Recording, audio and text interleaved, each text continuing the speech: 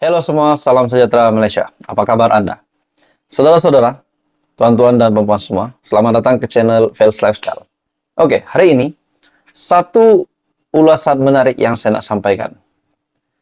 Setelah apa yang diputuskan mahkamah baru-baru ini, di mana berkaitan dengan pertuduhan memindah berkaitan dengan kes Najib yang baru sahaja beliau terima pembebasan. Dan akhirnya setelah beliau dibebaskan, di mana beliau telah memberikan satu respon, yaitu bosku, Datuk Seri Najib Razak sebagai bekas Perdana Menteri sangat bersyukur dilepaskan dan dibebaskan berkaitan dengan pertuduhan memindah laporan audit 1MDB. Itu satu, bagi saya, itu satu keputusannya berita baik untuk Najib.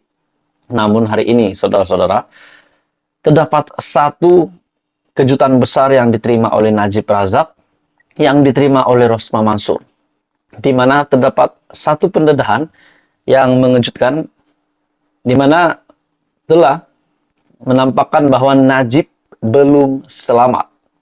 Ya, walaupun kita dapat lihat Najib gembira, Rosmah Mansur pun bergembira, kemenangan suaminya, kemenangan keluarganya, namun terdapat kes-kes lain yang tertunggak. Jadi terdapat satu artikel yang saya dapat lihat sini, Najib belum boleh tersenyum lagi. Seperti yang kita tahu, Najib mempunyai kes tertunggak yang lain, di mana seperti pertuduhan pecah amanah ke atas harta kerajaan Malaysia berkaitan bayaran kepada International Petroleum Investment Company ataupun IPIC, dan juga berkaitan kes penyelewengan dana 1MDB. Jadi saudara-saudara, ini melalui artikel ini, walaupun Najib ada berkata ini menjadi pemangkin semangat untuk beliau menghadapi kes-kes yang seterusnya, namun artikel ini menyatakan Najib belum boleh tersenyum lagi. Dari Sinar Harian, bekas Perdana Menteri Datuk Seri Najib Tun Razak masih belum boleh tersenyum meskipun Mahkamah Tinggi pada Jumaat membebas dan melepaskan beliau daripada pertuduhan memindah laporan akhir audit One Malaysia Development Berhad ataupun 1MDB. Peguam Muhammad Hanif Katri Abdullah berkata, beberapa kes lain sedang menanti Najib, dan keputusan pada Jumaat itu juga tidak akan memberi kesan kepada perbicaraan kes-kes beliau yang lain. Dan apabila Najib dibebaskan dan dilepaskan, maka keputusan ini tidak mempunyai kaitan dengan kes-kes tertunggak lain terhadap Najib, seperti pertuduhan yang pertama, pecah amanah ke atas harta kerajaan Malaysia yang berkaitan dengan bayaran kepada International Petroleum Investment Company ataupun IPIC, dan juga berkaitan kes penyelewengan dana 1MDB, katanya kepada Sinar Premium pada Jumaat. Kenyataan daripada Peguam Muhammad Hanif Katri Abdullah, beliau berkata sedemikian.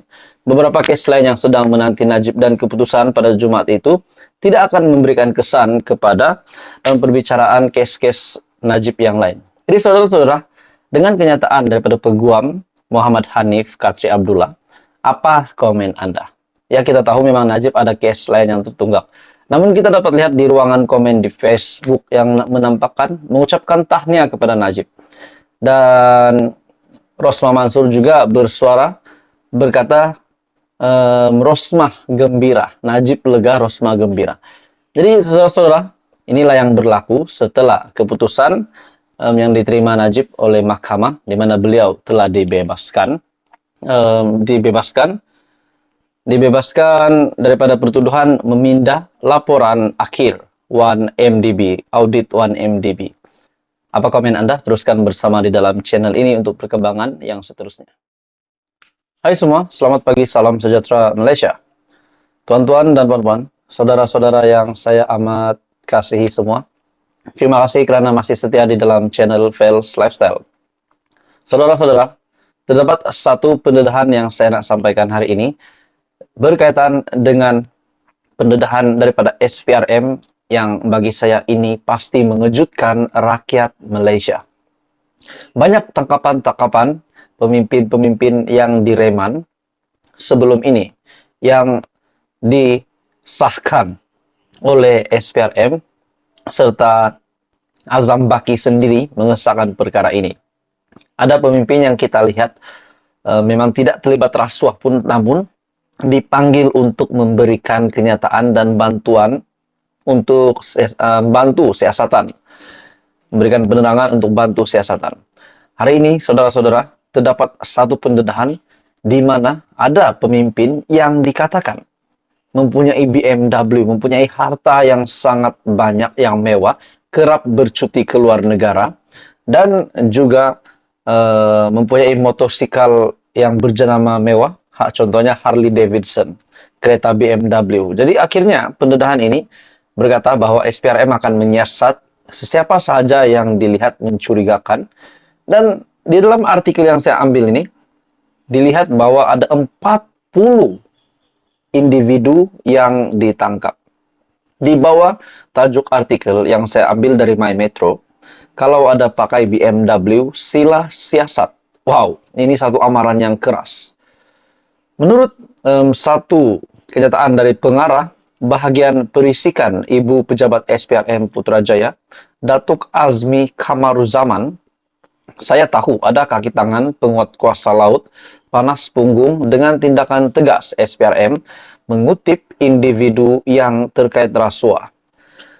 Datuk Azmi Kamaruzaman juga berkata, op tunda bagi memberkas anggota dan pegawai agensi Jabatan Perikanan DOF, Pasukan Gerakan Marin PGM, dan Agensi Penguatkuasaan Maritim Malaysia APMM yang terbabit rasuah akan diteruskan. Ini tidak melibatkan orang awam, bahkan ini melibatkan juga penjawat awam yang dimana dalam kenyataan saya sebelum ini, statistik tertinggi, peratusan tertinggi yang ditahan oleh SPRM adalah penjawat awam. Dan hari ini pula, saudara-saudara, ini dibuktikan kenyataan daripada DOF, Jabatan Perikanan Malaysia, dengan penangkapan sehingga 40 kaki tangan agensi penguatkuasa di laut yang terpalit rasuah.